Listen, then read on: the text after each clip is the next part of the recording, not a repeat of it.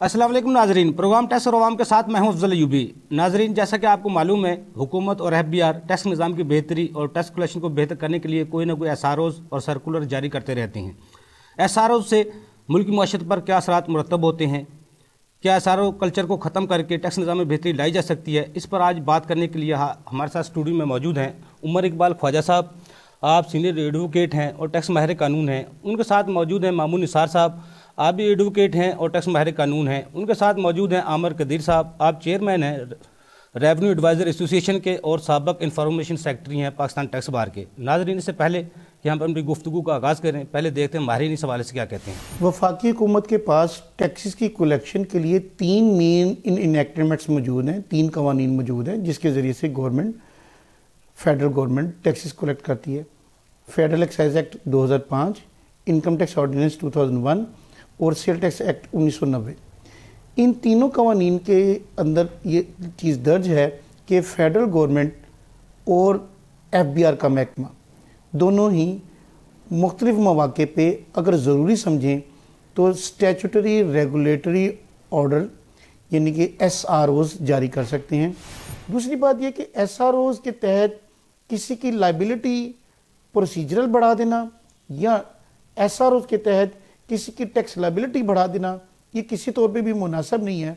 उसकी वजह यह है कि जितने भी इन्वेस्टर्स होते हैं वो पाकिस्तान में जब पैसा इन्वेस्ट करते हैं या बिजनेसमैन अपना पैसा इन्वेस्ट करते हैं और बिज़नेस करते हैं तो मुल्क के मौजूदा कवानीन को मद्देनज़र रख के वो अपने पैसे इन्वेस्ट करते हैं, क्योंकि SROs जो हैं वो किसी तौर पे भी आपके लिए ज़्यादा हेल्पफुल नहीं हो सकते। और उसका मुल्क में जो कल्चर है कि इसकी जो बेतहाशा इस्तेमाल है वो किसी तौर पे भी बिज़नेस के लिए फ़ायदेमंद नहीं है बल्कि नुकसानदेह है। तो SRO का कल्चर जो है वो मुल्क में ख़त्म होना चाहिए। ये हमारे मुल्क की थोड़ी सी बदकिस्मती कहूँगा कि हमारे मुल्क में पॉलिसीज़ कानून बनाते हुए कभी भी उसको मुकम्मल तौर पे छान पटक नहीं की जाती और जल्दबाजी में बनाए गए कवानीन अक्सर बाद में विड्रॉ करने पड़ते हैं। पहले ज़रूरी तो ये है कि वफाकी हुकूमत या लॉ इन्फोर्समेंट एजेंसी जितनी भी हैं वो कोई भी कानून बनाते उन पर अमल दरामद करते हुए हमारी सोसाइटी के मिजाज को सामने रखते हुए तश्कील दें ताकि उसमें रद्दोबदल करने की ज़रूरत ही पेश ना आए। SRO को मैं बुरा नहीं कहूँगा, लेकिन इसके इस्तेमाल के हवाले से जो एहतियात लाजिम है इनको जारी करते हुए जिन चीज़ों का ख्याल रखना ज़रूरी है, मेरी नज़र में हमारे यहाँ पे उन चीज़ों को उस तरह से फोकस नहीं किया जाता और सिर्फ चंद हवालों से चंद लोगों के लिए SRO जारी करना नहायत कंडेमनेबल है। जी, मैं समझता हूँ ये जो SRO कल्चर है इसकी हौसला शिकनी करनी चाहिए, इस सिस्टम को ख़त्म होना चाहिए। ये जो रात के अंधेरे में अपने ही बंदों को लाडलों को नवाजने के लिए जो SRO इशू किए जाते हैं इसको ख़त्म होना चाहिए। जब एक बजट साल का एक बन जाता है मुल्क का, उस बजट के अंदर जो भी आपने प्लान करना होता है इन फ्यूचर साल के अंदर आपको उसका तहमीना पहले ही लगाना चाहिए। ये नहीं है कि आए रोज़ कोई ना कोई आप चेंजिंग करते रहें। हाँ, बहुत ज़रूरी हो आप SRO कोई जारी कर दें कोई अमेंडमेंट मुल्की हालात की वजह से, फिर तो वो बात काबिल गौर है। ये नहीं है कि आप कोई भी SRO अपनी किसी भी मर्ज़ी से कोई भी चेंजिंग कर दें बग़ैर अपने stakeholders, chamber of commerce, tax bars और वो जो कानूनी माहिरीन हैं उनके पूछे बगैर आप SRO जारी कर दें तो वो काबिल कबूल नहीं है। जो मेन टॉपिक है ना जी वो सर्कुलर और SROs का जो कल्चर है ना जी, इसमें कई दफ़ा हमारे गवर्नमेंट ऑफिशियल्स बार बार वादा भी कर चुके हैं कि जनाब ये कल्चर, वो ख़ुद भी जानते हैं कि कल्चर ठीक नहीं है। रात को एक फैक्स आती है कि सुबह रेट ये होंगे जी और कल को ये ड्यूटीज़ लगेंगी, तो लोग बड़े परेशान हैं इस हवाले से कि देखें एक दफ़ा ही सारी चीज़ों को मैनेज करना चाहिए जैसे पूरी दुनिया में होता है, अमेरिका में या दूसरे लोगों में, कि सारी की सारी चीज़ें जो तखमीना बनाना होता है ना बजट का, वो ये है कि उसी वक्त सारी चीज़ें डिसाइड होनी चाहिए और क्या रेट लगने हैं, कब लगने हैं, ये सारा अल्हम्दुलिल्लाह हम भी काफ़ी अरसे से हमारा मुल्क तजर्बे कर रहा है कि किन रेट्स पे किन स्पेसिफिक असूलों पे काम करना चाहिए। तो उसी वक्त तय करके बजट में ही ये सारी चीज़ें आनी चाहिए और जब एक दफ़ा जो चीज़ें तय हो जाएं तो अवाम मेंटली तौर पे उसको एक साल के लिए देखना चाहती हैं कम अज़ कम, लेकिन अभी देखें इसी साल में 2-3 बजट आ गए। SRO तो दरकिनार है, यहाँ तो कभी मिनी बजट आ गया या कभी सप्लीमेंट्री बजट आ गया। तो इस हवाले से एक बड़ी अजीब कशमकश है और लोग परेशान हैं इस बातों से। तो जो इम्प्लीमेंटेशन वाले इदारे हैं वो भी परेशान हैं और टैक्स लॉयर्स भी, और फिर उनको टैक्स लॉयर्स को समझाना पड़ता है। और इसी तरह जो गवर्नमेंट के बिहाफ पे लोग काम कर रहे हैं और इसी तरह जो इम्पोर्टर्स अपने इंपोर्ट कर रहे हैं उन बेचारों को बड़ी परेशानी हो जाती है और वो ड्यूटीज़ का सेटबैक हो जाता है।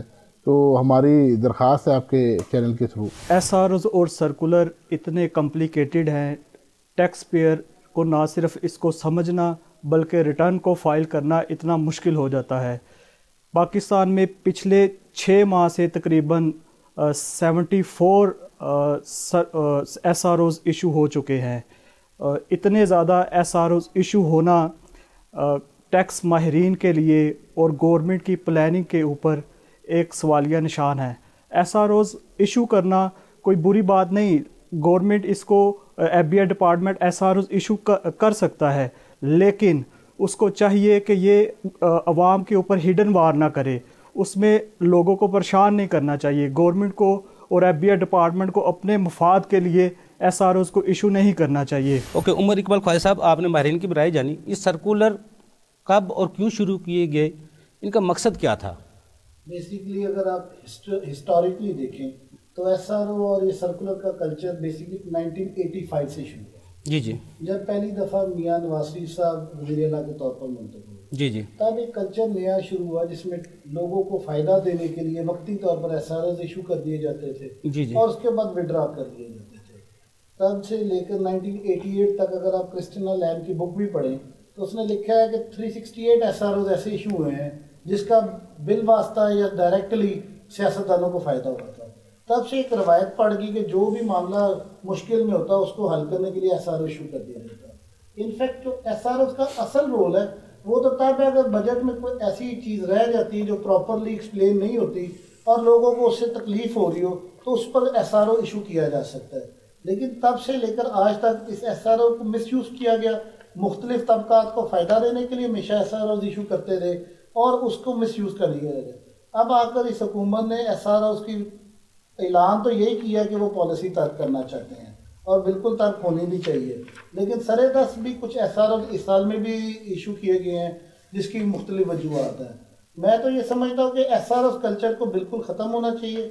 इवन सुप्रीम कोर्ट ने अपनी जजमेंट आई है जिसको मुस्तफ़ा इम्पैक्ट जजमेंट कहते हैं, उसमें उन्होंने बड़ी वजाहत के साथ बयान किया कि कब किस एसआरओ को किस तरह इशू किया जा सकता है, और उसमें उन्होंने कहा कि ये फाइनेंस मिनिस्टर या एफबीआर का हक ही नहीं है कि वह एसआरओ इशू करे जब तक कि मुकम्मल government that means cabinet collectively वो एसआरओ की अप्रूवल दे तो फिर इशू हो सकता है। मैं तो समझता हूँ इस जजमेंट को बहुत खुशाइंद है, इससे ये दिन दिहाड़े जो एसआरओ इशू किए जाते हैं उसकी बाकायदा हौसला शिकनी की जाएगी और मुकम्मल तौर पर इसका सफाई। उमर इकबाल ख्वाजा साहब, हमारे नाज़रीन जानना चाहते हैं एसआरओ और सर्कुलर में फ़र्क क्या है? सर्कुलर कब जारी होता है? एसआरओ जिस तरह आप कह रहे हैं किसी मुश्किल वक्त में जारी होना चाहिए, लेकिन यहाँ ख़ास तबकात को नवाजने के लिए एसआरओ जारी किया जाता है। इनमें दोनों में बुनियादी फ़र्क क्या है? एसआरओ तो बेसिकली बात ये, सर्कुलर तो किसी भी चीज़ को एक्सप्लेनेशन अगर देनी होती है एफबीआर ने वो उसका अपने फील्ड फॉर्मेशंस को भी जब उसने देनी होती है, कोई वजाहत देनी एडमिनिस्ट्रेटिव जो मामला था, क्लैरिटी देनी है, उस वक्त वो सर्कुलर इशू किए जाते हैं। जी जी। जबकि एसआरओ तो डिफरेंट लीगल इंटरप्रिटेशंस, मसलन उसमें एक वक्त में है कि प्राइवेट लिमिटेड कंपनी को अगर फुल एंड फाइनल लायबिलिटी होगी या नॉर्मल लॉ में तो एसआरओ इशू किया गया कि नॉर्मल लॉ में दिए, जिसमें बहुत सारी बात में तनकीद की गई कि उसमें बहुत सारी प्राइवेट लिमिटेड कंपनी को सर्विसेज सेक्टर में बेजा फायदा दिया गया और उसके ऊपर एफटीओ की भी एक जजमेंट आई।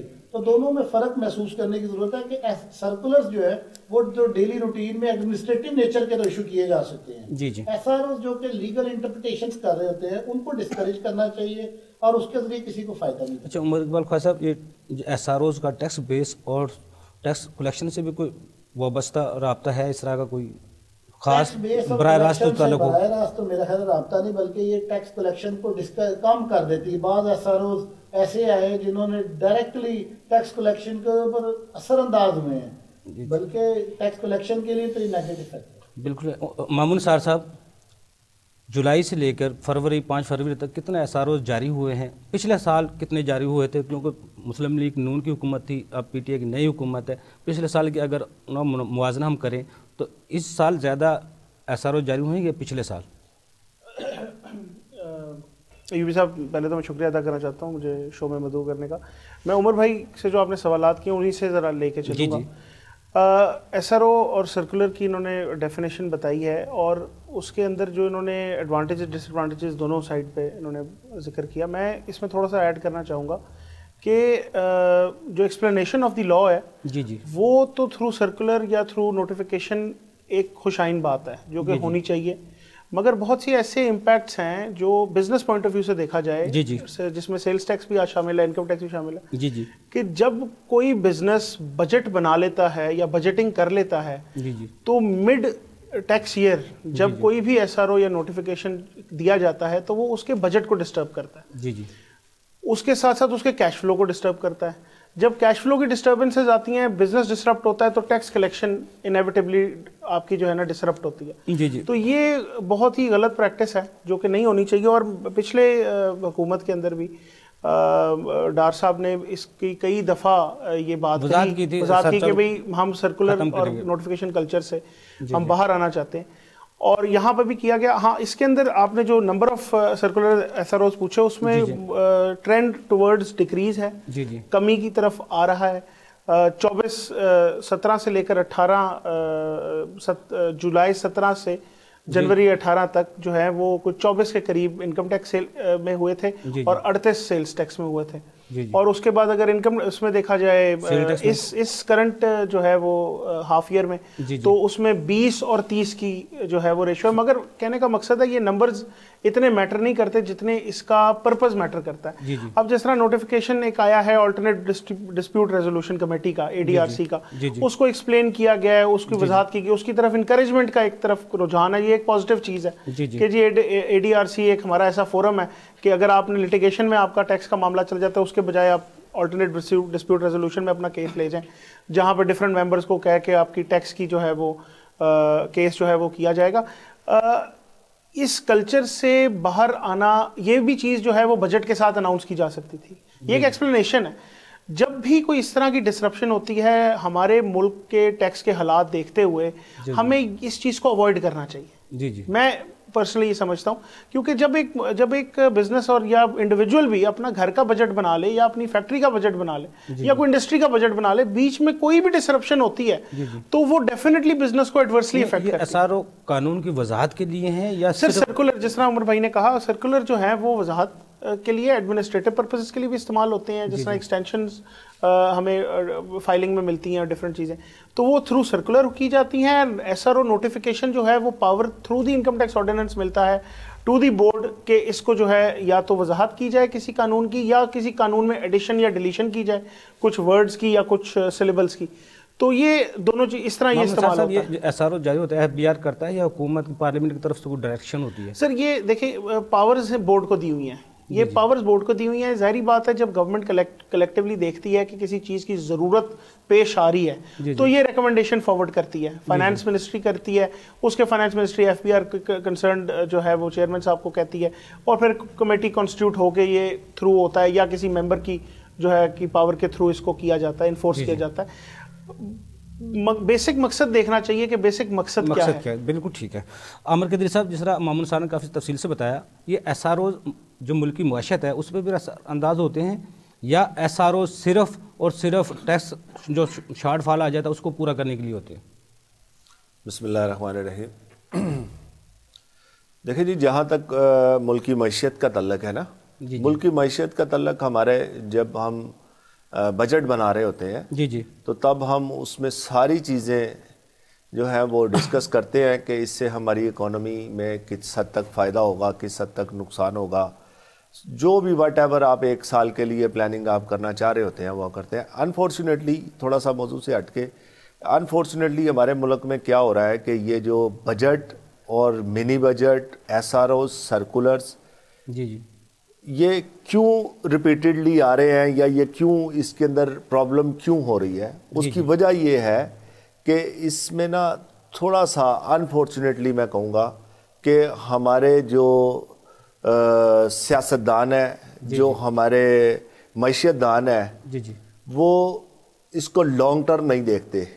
जी, ये इसको डंग टपाओ, इसको कहते हैं ना, उसकी पॉलिसी के ऊपर ये लोग चल रहे होते हैं। जी, देखिए बाहर के कंट्रीज में भी या दूसरे अदरवाइज भी अगर ना भी कोई हो रहा हो कहीं किसी जगह पे, मैं ये सजेस्ट करता हूं कि अगर आपने 2019 का बजट या 20 का बजट, आपने नेक्स्ट ईयर हमारा 2020 का बजट आ रहा है, आपको ये बजट 2018 में देना चाहिए। जी, और उसके ऊपर पूरा साल डिस्कशन करनी चाहिए। जैसे हमारे अपना ICAP के जितने हमारे चार्टर्ड अकाउंटेंट्स मेंबर्स हैं उनको एक एक कॉपी देनी चाहिए। हमारी बार एसोसिएशन जो टैक्स एक्सपर्ट्स हैं उनकी एसोसिएशन को देना चाहिए, ट्रेड बॉडीज़ को देना चाहिए। ये सारे लोगों को एक एक कॉपीज़ उनको पहले ही दे देनी चाहिए। अब होता क्या है, अनफॉर्चुनेटली अभी तक, अब देखें 2020 के बजट अभी आने को है, अभी तक इसको फाइनलाइज हो जाना चाहिए था। मुझे कम अज कम 1 जनवरी में जब मैं 2019 की रिटर्न फाइल करना चाहता हूं तो that must be available on portal, और उसके अंदर जितने प्रॉस कॉन्स जो कुछ भी उसके अंदर प्रॉब्लम्स हैं उसको उसके SROs और उसकी सर्कुलर्स की जरूरत नहीं पेश आनी चाहिए। उसको पहले ही उसको जो है वो आफ्टर डिस्कशन जो है उसको फाइनलाइज कर लेना चाहिए। ये कहना चाहते हैं जो बजट बनाते हैं, फिनांस कमेटी बनाती है, FBR बनाता है, वट जो भी बनाता है, उनकी काबिलियत पर SROs फिर ये दबा है, काबिलियत पर जी बिल्कुल। मैं यही कहना चाहता हूं कि अगर वो इतने काबिल हों, वो फोरकास्ट कर सकते हों, तो ये SROs और इनकी जरूरत पेश ना आए हमें। जी। और ये इसलिए ही होता है कि हम लोग बनाते मौके पर है। जी। आज हमें एकदम अचानक से पता चलता है कि हमारा खजाना खाली हो गया, हमें इसके लिए इमीडिएटली कोई ना कोई किसी ना किसी रेवेन्यू की जरूरत है। तो हम क्या करते हैं कि हमारे पास और कोई हथियार तो है नहीं, हम क्या करते हैं, पेट्रोल के ऊपर हम GST ले लेते हैं। जी। वहां से शॉर्टफॉल पूरा कर लेते हैं। जी। और कुछ नहीं करते तो हम एडवांस टैक्स ले लेते हैं।